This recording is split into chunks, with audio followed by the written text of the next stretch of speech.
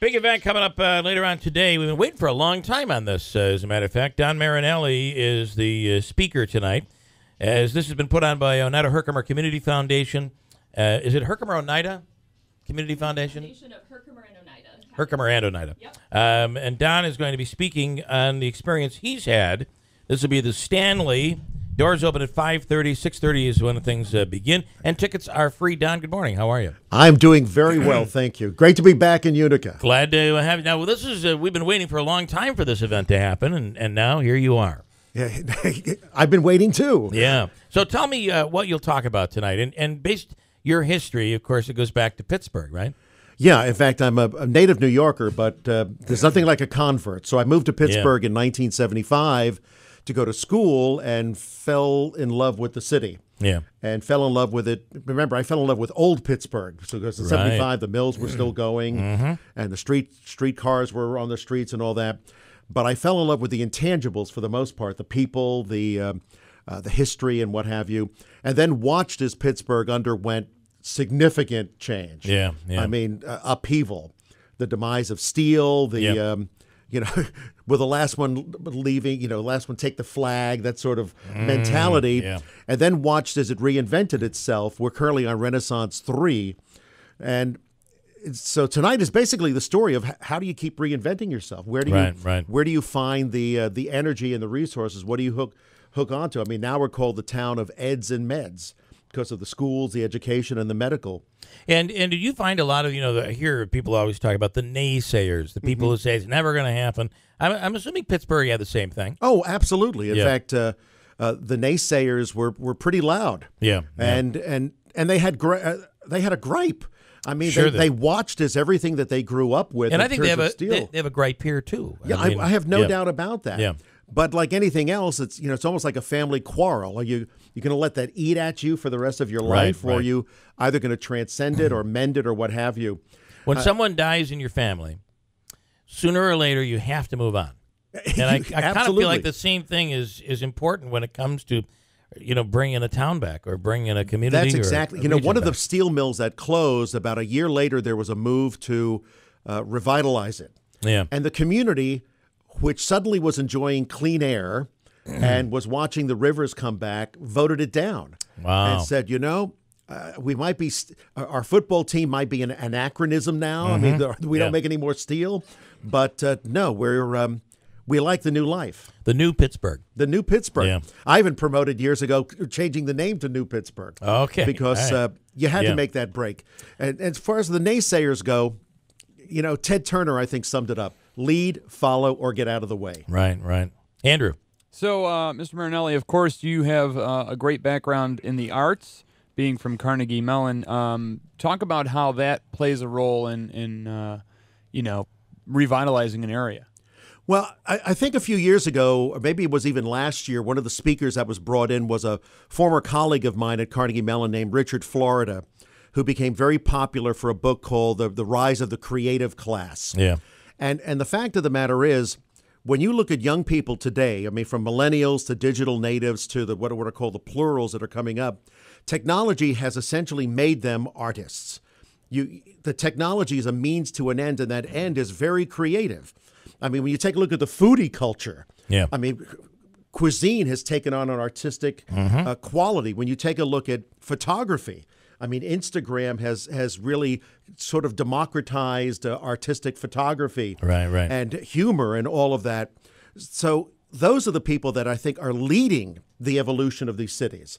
So, I'm 62 years old. I'm one of those where, what? I'll work as hard as I can, but it's up to you young people to really maintain and move it into the directions that you wanted to go. An example I use is the new mayor of Pittsburgh, Bill Peduto, who was my councilman.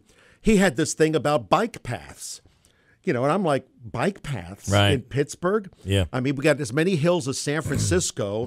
It's winter like 8 months out of the year. Yeah.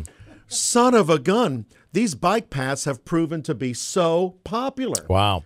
I mean, now you can rent a bicycle right downtown or in the suburbs. We've got all the bike paths. We're losing traffic lanes for them, but they're being used. Right. So, I've reached that age where I say the only thing I want to be anymore in life is wrong. So, for the guy that's sitting there saying, who's going to ride a bike in Pittsburgh? Right. I was wrong. Well, and you hear that on a lot of different things. The Adirondack Scenic Railway.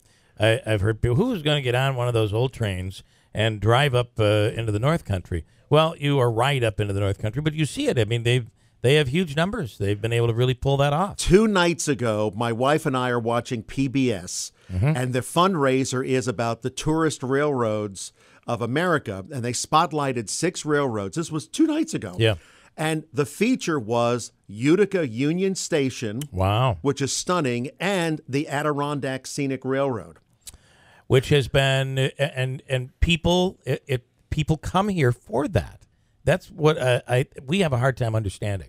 Well, the last time I was here, I made a point of going to ride the Saratoga and North Creek Railroad. I like railroads. Yeah. And we had a fantastic time, but it was clearly a destination. Yeah. And the thing that the Adirondack Scenic Railroad does, which I think Utica should capitalize on, is this whole notion of gateway to the Adirondacks. Right, right. Because the great thing about young people is they like nature. They appreciate nature. Yep. Especially if you're living here. I mean, if you're living here, you might as well embrace the weather, can embrace rent the kayaks at PNC Park and go kayaking on the Allegheny River. Again, have I done it? No. Right. But in the summer, the line for people getting kayaks to kayak on this river with giant barges coming down, I think it's spectacular. So what insight are you going to give people tonight? Well, I think a lot of it's going to be with, based upon the history of Pittsburgh, you do need outsiders to come in and tell you how good you've got it. Because I find that is the people who seem to like us the most are the people who come from out of town. That is exactly the really case. I mean, crazy. It's like in religion. There's nothing like a convert. Right. And wow, you have it so great here. Why don't you see it? In Pittsburgh in 1985, Rand McNally named us the most livable city in the country. And those of us who lived there just about fell off our chairs. Yeah. Because the mills had just closed in 82 and 83. And we're like, how are we the most livable city? Yeah. But they went through the statistics, the metrics, and son of a gun, we do have it pretty good. Yeah. So I think I'm one of those outsiders coming in here saying, hey, Utica, chin up. It's better than you think. It's better than you think. Yeah. And I try to tell my wife the same thing all the time. You don't realize, how good you are. Good point. I guess we don't, because you see it all the time. So you don't realize what you've seen here. I'm interested. That has already happened. There is progress that's already been made here, but still we haven't hit that big. Obviously, it's the jobs number. That's going to be the big number. Jobs is that changes everything. But what you're seeing now, how does it mirror, or does it mirror? Oh, it definitely mirrors. It not only mirrors, it sort of jumpstarts. For example, the whole foodie thing. Yeah. I mean, Pittsburgh was just named like the foodie capital of the U.S. And again, we were like, we are? Right. When did that happen? Right. But when you take a look at the statistics and how it happened, well, gee, we are definitely more foodie. I just had a phenomenal meal last night at a restaurant that was very crowded in downtown Utica on a Wednesday evening. Yeah. And I'm seeing more and more of it. Plus, the other thing you've got is the legacy restaurants that are absolutely funky. Right. All right. I mean, like Otto's. I mean, good God. Yeah, I mean, yeah. diners, drive-ins, and dives. It's like, put it on. Right. Right. And so, what you've got old and what you take for granted really can revitalize. I mean, the whole notion of Sin City, I'm going to be talking tonight. You go to Chicago, you take the Al Capone tour. Right. I mean, you can't run from your past, so Yeah. let's make money on it. Well, here, that's a very good point. Here, it doesn't exist and never did, just so you know, for the record. There's no such thing. I don't know what you're talking about. Oh, okay. See what I'm saying? I see, yeah. And I think that is you're right. I mean, if you're Chicago, why not embrace that? Why not? I mean, Yeah. my brother gives a self-guided mob hit tour of Brooklyn. Wow. I mean, people line up. Well, I think we have to wait for everybody to pass. Okay. Malcolm, good. Malcolm, good morning. How are you? Good morning, sir. Don Marinelli, go ahead. I'm really happy that you came up here and talked about Pittsburgh, because I grew up in Pittsburgh back in the day in the Hill District and the projects, and I it was filthy. It was filthy from the steel mills and everything like that. Now when I periodically I go back. I still have family down there. But this was back in the 30s and the 40s that I grew up in there.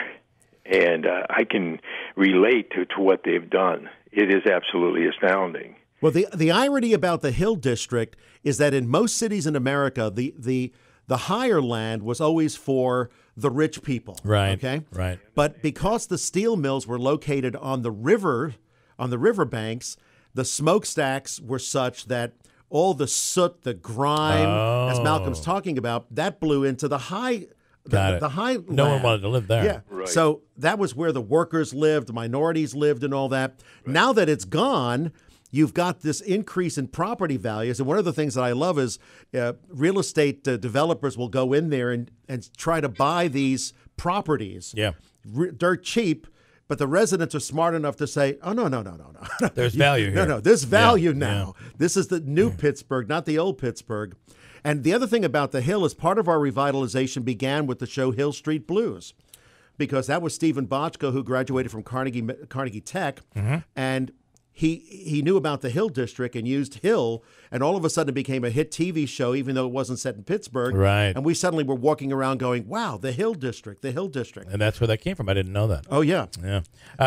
End of the day, it does take someone from outside, it seems, to show us what we have. My job's to give you some vitalization and let you know you're on the right path. Here's how we did it. You can do it too. All right. Very interesting. That's tonight. It'll be, I believe it starts at 5. The doors open at 5:30 at the Stanley, and there'll be a cash bar and all of that stuff. And then 6:30 you get started, and it's put on by the Community Foundation. We're glad you're here. Thank you. Seeing the billboards all over the place. I know.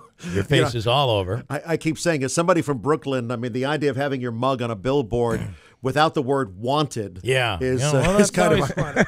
It's always a good thing. Yeah. So, all right, at least Don, I'm not on a milk carton, though. Don Marinelli, thank you so much for coming in. And Pleasure. Good luck tonight. Thank you. If you get a chance, there are still tickets, still free tickets available for tonight. This is all paid for. Take advantage of it. And you can go to bigideas2016.com for details. And I'm assuming some people will still want to call you guys over at the Community Foundation. So, okay, that's it. Got a break. Hold tight. Coming right back at WIBX.